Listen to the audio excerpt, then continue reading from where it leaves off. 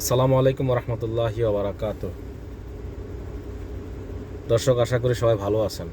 আমিও আলহামদুলিল্লাহ ভালো আছি আপনাদের দোয়ায়। দর্শক, একটি প্রতিবেদন খুব গুরুত্বপূর্ণ। জরুরি অবস্থা জারি ও ইসকন নিষিদ্ধ চেয়ে হাইকোর্টে আবেদন। কট্টর হিন্দুত্ববাদী সংগঠন ইসকন নিষিদ্ধের চেয়ে এবং যে কোনো অপ্রীতিকর পরিস্থিতি এড়াতে চট্টগ্রাম ও রংপুরে জরুরি অবস্থার জারি নির্দেশনা চেয়ে হাইকোর্টে আবেদন করেছে এক আইনজীবী। কারণ এদের যে আখড়া, মানে ইসকনের যে আখড়া, এটা কিন্তু চট্টগ্রামে আর রংপুর এগুলোতে কিন্তু অনেক বেশি। বুধবার ২৭শে নভেম্বর গণমাধ্যমের রিপোর্ট তুলে ধরে বিচারপতি ফারহান মাহবুব ও দেবাশিস রায় চৌধুরীর বেঞ্চ আদেশ প্রদান করেন আইনজীবী মনিরুজ্জামান। বিষয়টি স্পর্শকাতর হওয়া রাষ্ট্রের সর্বোচ্চ আইন কর্মকর্তা অ্যাটর্নি জেনারেলকে ডেকে পাঠান আদালতে। অ্যাটর্নি জেনারেল মোহাম্মদ আসাদুজ্জামান বলেন যে কেউ কোনো অ্যাঙ্গেল থেকে দেশকে অস্থিতিশীল করার চেষ্টা করছে। এটা কিন্তু ঠিক।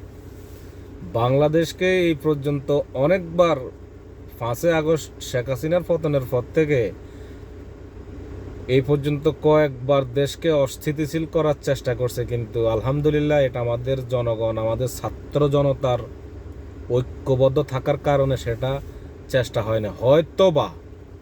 হয়তোবা এটাই লাস্ট। এই যে হিন্দু মুসলমান যে খেলা, আর এটা কারা করছে সেটা আমরা ভালো করি, আমরা সবাই জানি। আমাদের দর্শকরা তো বোকা না। সরকার জাতীয় ঐক্য গড়ে তোলার উদ্বেগজনক পরিস্থিতি মোকাবেলা করছে। সাম্প্রতিক ইস্যুতে সরকার রাজনৈতিক দলগুলোর সঙ্গে আলোচনা প্রক্রিয়া শুরু করেছে। এ সময় উচ্চ আদালত বলেন তারা উদ্বিগ্ন আইনশৃঙ্খলা পরিস্থিতি কেউ যাতে অবনতি করতে না পারে। ইসকন ও সাম্প্রদায়িক ইস্যুতে সরকারের পদক্ষেপের কালকের মধ্যে জানাতে বলেছেন হাইকোর্ট। গুড।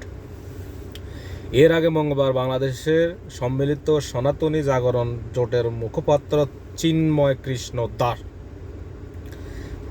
কৃষ্ণ দাস বাক্ষণচারীর জামিন না মঞ্জুর করে কারাগারে পাঠানোর আদেশ দেন আদালত।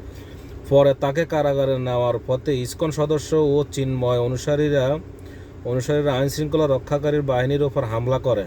কত বড় স্পর্ধা দেখেন, কত বড় স্পর্ধা তাদের। আইন শৃঙ্খলা বাহিনীর উপর তারা হামলা করে, তাকে ছিনিয়ে নেওয়ার চেষ্টা চালায়। আচ্ছা, এ সময় তারা আদালত চত্বরে অবস্থিত মসজিদে ভাঙচুর চালায়। দেখছেন দর্শক, তাদের আস্পর্ধা কত। তারা বাংলাদেশের মাটিতে আমাদের মসজিদে হামলা চালায়, মানে চিন্তা করা যায় তাদের কি বলে এটা।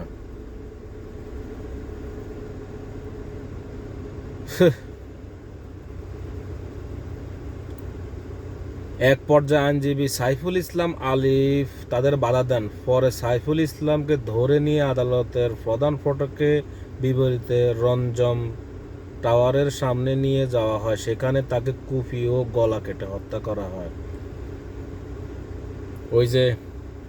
ওই আইনজীবী উনি বাধা দেওয়ার কারণে ওনাকে গলা টিপে এবং কুপিয়ে গলা কেটে হত্যা করা হয়। এটা নিয়েই তো এখন গোটা বাংলাদেশ অগ্নিগর্ভ হয়েছে। কালকে রাত্রে আপনার বিভিন্ন ক্যাম্পাসগুলোতে শিক্ষার্থীরা রাস্তায় নেমেছে। এগুলোর মূলত হচ্ছে দর্শক বাংলাদেশকে একটা অস্থিতিশীল করার জন্য এবং বহির্বিশ্বকে দেখানোর জন্য। কারণ আমরা জানি যে ইন্ডিয়া কি নগ্নভাবে তাদের মিডিয়াগুলোকে মানে তাদের আর কোনো কাজ নাই, শুধু বাংলাদেশকে নিয়ে তারা শুধু রিপোর্ট করছে। এক আছে আর বাংলা, এটা সবচেয়ে বড় ন্যাংটা নিউজ চ্যানেল আমি মনে করি। কারণ তাদের আর কোনো কাম নাই, তাদের কামই হচ্ছে শুধু বাংলাদেশকে অস্থিতিশীল করার জন্য এবং বহির্বিশ্বকে দেখানোর জন্য যে বাংলাদেশে দেখো কি হচ্ছে।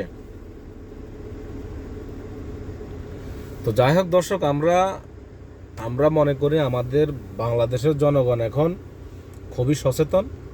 আমরা জানি যে আমাদের শত্রু কারা, আমরা এখন সবাই জানি, ঠিক আছে? আমাদেরকে গত 50 বছর আমাদেরকে ধোঁকা দেওয়া হয়েছে, আর ধোঁকা দেওয়া যাবে না। তবে আমি যেটা মনে করি, বাংলাদেশের ছাত্র জনতা যতদিন ঐক্যবদ্ধ থাকবে ততদিন এই বাংলাদেশকে নিয়ে কেউ ছিনিমিনি খেলতে পারবে না, এবং কি আমরা ছিনিমিনি খেলতে দিব না। তবে আমাদের সবচেয়ে বড় হলো আমাদের ঐক্য। আমাদের ঐক্য যেন কোনো মতে বিনষ্ট না হয়, কোনো মতেই যেন আমাদের ঐক্য বিনষ্ট না হয়, আর আমরা যেন কারো পাতা ফাঁদে যেন পা না দিই। দর্শক ভালো থাকবেন। সালামু আলাইকুম।